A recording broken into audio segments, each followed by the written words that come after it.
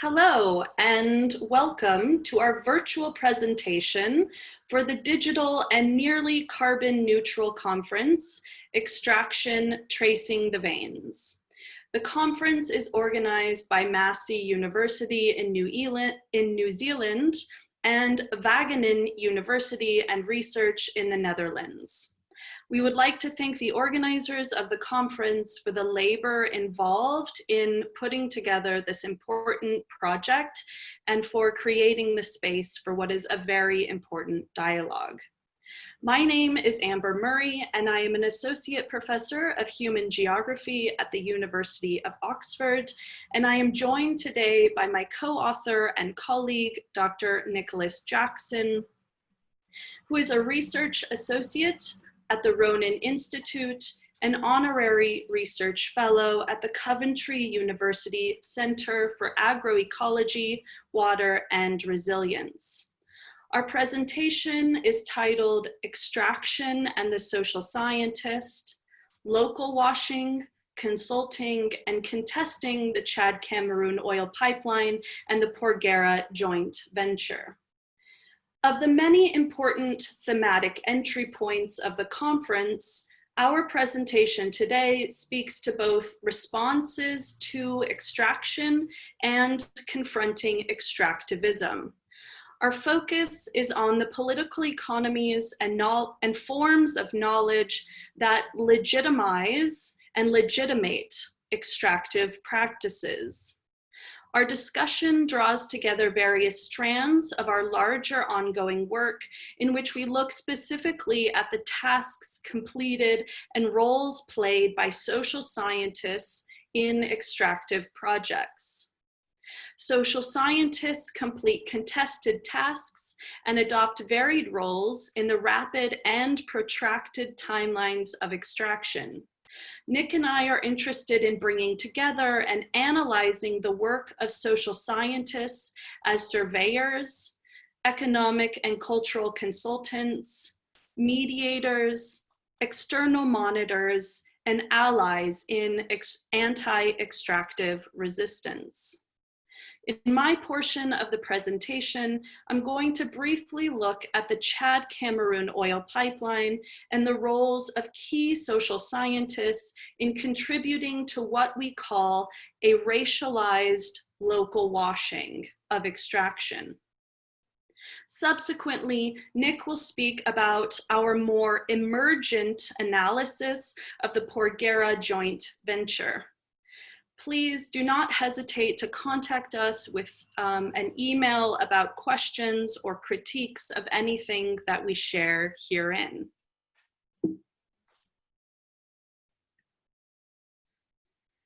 In our recent article in the Annals of the American Association of Geographers, we interrogate the persistent faith of the oil as development idea, or the notion that oil will augment and supplement human well-being even in the face of assiduous failures.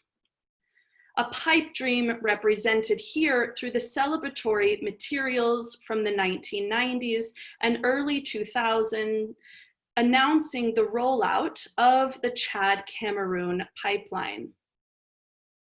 Part of the explanation for this persistent faith in the modernizing potential of oil, we argue, lies in relentless colonial and racist logics. We argue that local washing is one mechanism within a larger set of racialized corporate strategies that seek to configure knowledge and influence public responses in ways amenable to continued extraction. Briefly, the big players in this oil pipeline are ExxonMobil, the World Bank, a transnational advocacy network of various activists, intellectuals, nonprofit employees, and more who were critical of the pipeline, the governments of Chad and Cameroon, and the people living in the some 675 towns situated along the pipeline.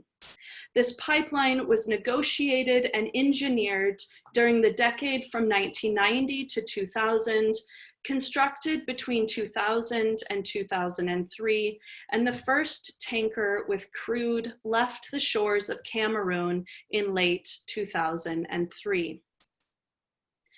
During ethnographic research in Cameroon, I noted corporate attentions to and investments in seeming to understand and valorize local knowledge and local people.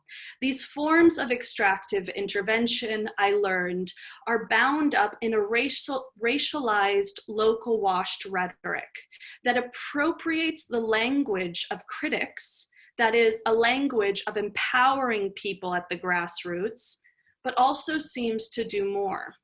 In our paper, Nick and I used the Chad-Cameroon case study to argue that a dynamic and shifting cacophony of claims to and on behalf of local and racialized bodies, knowledges, and places exemplifies current disputes within racialized capitalism and within extractive projects. Localwashing emerges from a set of colonial imagined geographies. In this collage, we have taken the opening scene of an oil consortium promotional video, Chad, Land of Promise, capturing the sun setting upon an oil rig. We have juxtaposed this with countless other iterations, all of them reflective of the persistent colonial fantasy of promising and empty places in Africa. Rex Tillerson, the then VP of Exxon, noted about the project, quote, "We really had a blank page to start with," calling Chad a blank page. In our work, we identify three interrelated and overlapping elite rhetorics and practices of racialized local washing. These include anguishing, arrogating, and admonishing. These elite representations of a racialized local reveal diversionary efforts from above to manage public opinion, displace blame for project failures, and domesticate dissent in a context of persistent scrutiny and criticism. Through the rhetoric and practice of anguishing, corporate elites render racialized bodies as spectacles of suffering, so as to legitimize claims about acting on behalf of the local. In the 1990s, for example, Exxon paid for the production of a 20-minute film on the pipeline. This collage contains 4 scenes from that video. In the opening scene of the film, the narrator declares, quote, "According to the World Bank, Chad is the 5th poorest nation in the world. It is a country whose people suffer." Data from the World Bank is inserted into the corporate feedback loop so as to situate the pipeline within a racialized imagined geography of local anguish. The narrator continues, quote, "The development of Chad's oil fields is currently the only opportunity the country has for economic development. Chad desperately needs to take maximum advantage of this opportunity." The promotional film features interviews with scientists, economists, biologists, and social scientists, commenting upon, among other things, the dire need for extraction in Chad. Online archives of the World Bank Group's public briefings and press announcements regarding the pipeline illustrate the frequency of references to and naturalizations of racialized poverty in the early phases of the project. Indeed, even critics of the pipeline drew upon similar accounts of naturalized poverty to argue against the pipeline. Local washed extraction, we argue, reflects ongoing patterns of racial capitalism, grounded on persistent mythologies of whiteness, in particular, whiteness as benevolence and anti-Blackness. It is through the perpetuation of this baseline rhetoric of anguish that various forms of extraction become necessary for the very, quote, preservation of life. This baseline rhetoric can only function successfully in an already existing racialized capitalist imaginary, one in which the spectacle of suffering is centrally important for the very maintenance of the system of power. This also means that the structure of global capitalist power depends on the continuous destruction of African bodies and the rendering visible of that destruction as the basis for the invitation of ever further extractive and capitalist intervention. Through the rhetoric and practice of arrogating or appropriating, elites disappear and deny the multiple agencies of people racialized as non-white, calling upon select local figureheads to speak, ventriloquize, or stand in as one-dimensional supporters and endorsers of extraction. Indeed, a central marker of local washing extraction has been the strategic rendering visible of bodies of color in support of capitalist projects. Critical legal scholar Nancy Leong argues that a defining feature of racial capitalism is, quote, the process of deriving social and economic value from racial identity. This is reflected in those particular patterns within, quote, predominantly white institutions that use non-white people to acquire social and economic value. We see this in the highly publicized and celebrated corporate rhetoric of local collaboration. According to Exxon's annual reports, approximately 550,000 people have been consulted during the pipeline's 18 years of gestation and utility. In one example of the form and practices of those consultations, an American anthropologist contracted by Exxon in Chad was involved in the deflection of NGO criticism of the project. Her cultural knowledge of Southern Chad as both an anthropologist and former two-time Peace Corps volunteer to the region assisted in domesticating potential tensions within communities.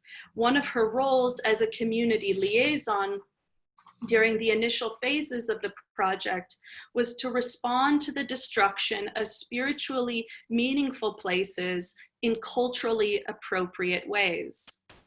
She conducted so many animal sacrifices during this period that people referred to her as Madame Sacrifice. Although there hasn't been substantial academic notice taken to these sacrifices, they were documented and often celebrated in a dozen or so newspapers and journalistic bulletins, including the New York Times and the Washington Post. In such descriptions, there's little questioning of the sufficiency of chicken sacrifice to atone for the magnitude of loss.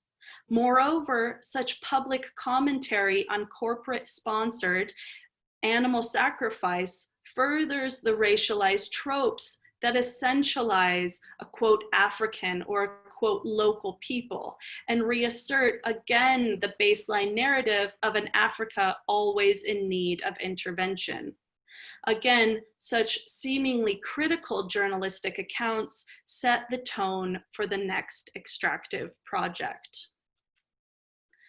Juxtaposing the oil consortium's celebratory videos with images from colonial archives in the region reveals similarities in visual aesthetics in the colonial fantasy of a passive and supportive local. Our argument is that racialized local washing produces extractive intervention not only as necessary, but as absent of any viable substitute. In this, Nick and I argue for further empirical work to analyze the seemingly dissimilar collaborators who perpetuate the racialized context upon which such intervention is premised. And to these ends, we are continuing to look more at the involvement of social scientists in oil extraction. I will now turn over to my colleague, Nick, to conclude the presentation. The case of the Porgera joint venture, or PJV, in Papua New Guinea exhibits many of the same characteristics we found in Chad and Cameroon, particularly the mobilization of depoliticized local washing rhetorics of the suffering local. However, we concentrate in this presentation on two particularly distinctive phenomena.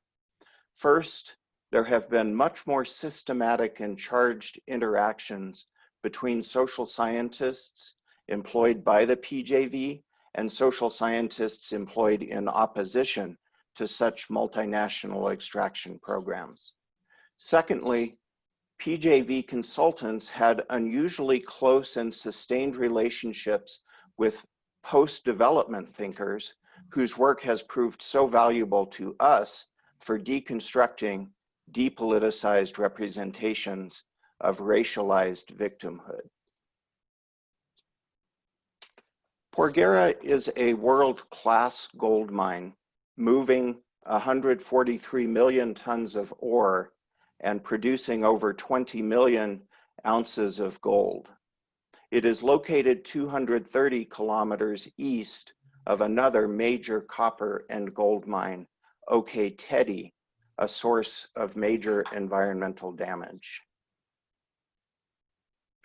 From 1929 to 1971, as described by journalist Stuart Inder in 1971, narratives about extraction in the Papua New Guinea highlands were mostly written by people in the gold prospecting business, who he called, quote, doers, not recorders of facts. As former military officers and government officials, these first explorers formed gold mining companies such as Akmana under British colonial administration and more directly under Australia. As a result, Inder comments, quote, our knowledge of the territory's exploration has not kept pace with the exploration itself. Artisanal mining ramped up in the 1970s and during the early years of neoliberalism in the mid-1980s. Placer Dome began the mining project that became the PJV gold mine in 1990.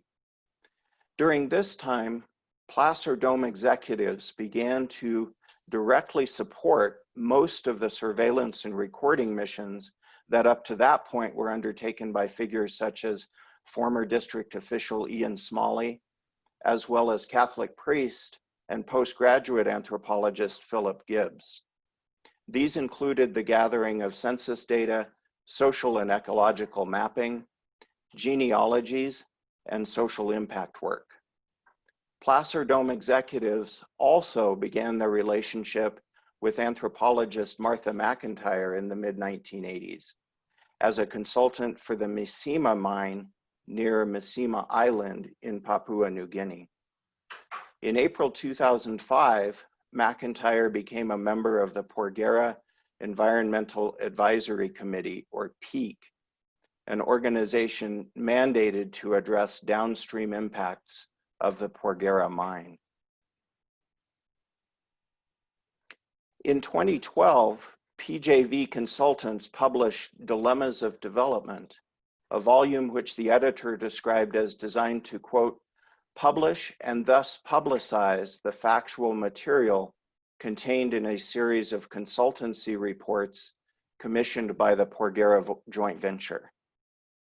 1 year before, Mining Watch representative Catherine Comans published a manuscript in Current Anthropology, Occupying Spaces Created by Conflict, Anthropologists, Development NGOs, Responsible Investment, and Mining. This manuscript was strongly critical of PJV consultants, and especially McIntyre, as, quote, embedded in and, quote, legitimizing PEAC, and as also restricted from speaking out about alleged human rights and other abuses. Comans' article resulted in a highly unusual apology from the Wenner-Gren Foundation, which publishes current anthropology. In addition, John Burton, one of the subjects of Coman's article, wrote a piece strongly critical of what he called, quote, avatar environmentalism, which, quote, must necessarily divide everyone into two camps, the forces of world capital and those who assist them on the one hand, and the guileless members of local communities on the other hand. Throughout the 2000s, meanwhile, PJV consultants produced work that employed common post-development frameworks to argue for understanding of complexities underlying mining in Porgera. Jerry Jacka, in Alchemy in the Rainforest, invokes, quote, resource frontiers, discursive, quote, place, and dislocations, while Aletta Biersack, along with James B. Greenberg, in Reimagining Political Ecology, focus on moving, quote, beyond binary thinking and, quote, artificial dichotomies to embrace, quote, complexity. We suggest here that these post-development narrations sustain another key practice of racialized local washing, what Proctor and Scheinbinger refer to as agnotology, the production of ignorance or doubt.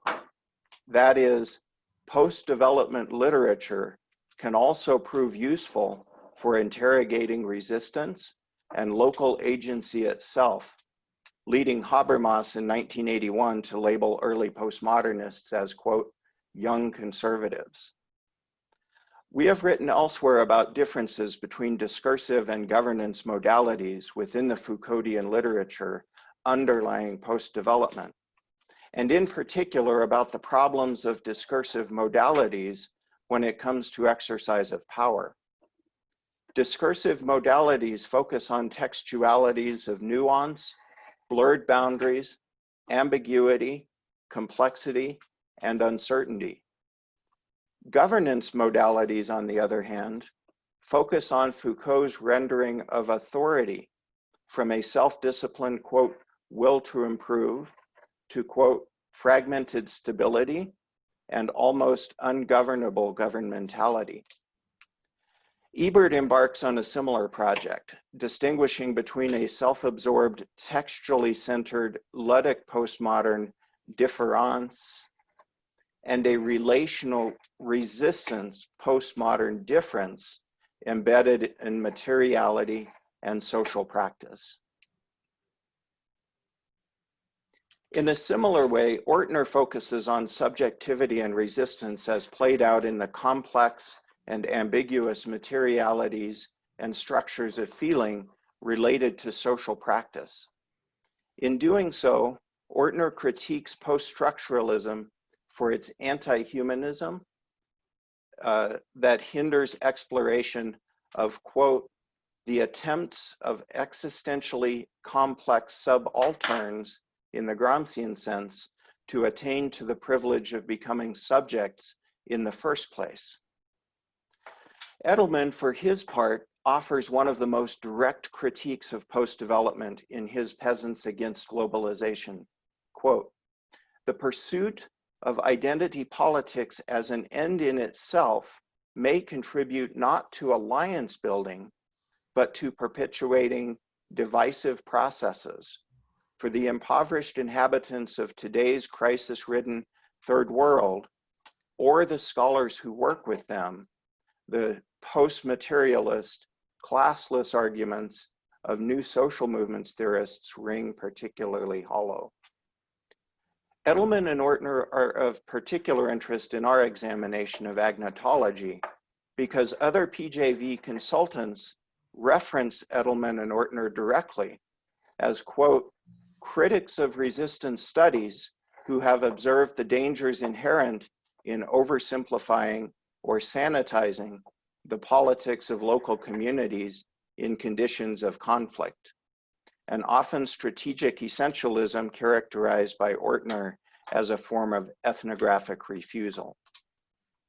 This interpretation of Edelman's and Ortner's work in the context of the Porgera joint venture sows doubt about resistance, in that it buttresses the argument that, quote, the distinction between pro and anti-industry stances appears overdrawn. This raising of doubts about, quote, local politics is also used by other PJV consultants to question the plausibility of such standard engagements with local communities as, quote, free, prior, informed consent. A demystification of the, quote, top-down, local-centric justifications of extractive intervention requires an ethical and political anchoring that orients our work as social scientists toward decolonizing projects of what Patricia Daly refers to as, quote, rehumanizing. Some of this important work is already being done by social scientists who have long been allies with anti-extractive projects and visions. This includes systematically endeavoring to acknowledge and reveal ourselves and our social scientist peers as accountable, quote, beings in relation, or as fellow humans with the attendant right to exercise power over what Ortner refers to as, quote, anti-humanizing geographies of extractive capitalism. Thank you so much for your time and attention.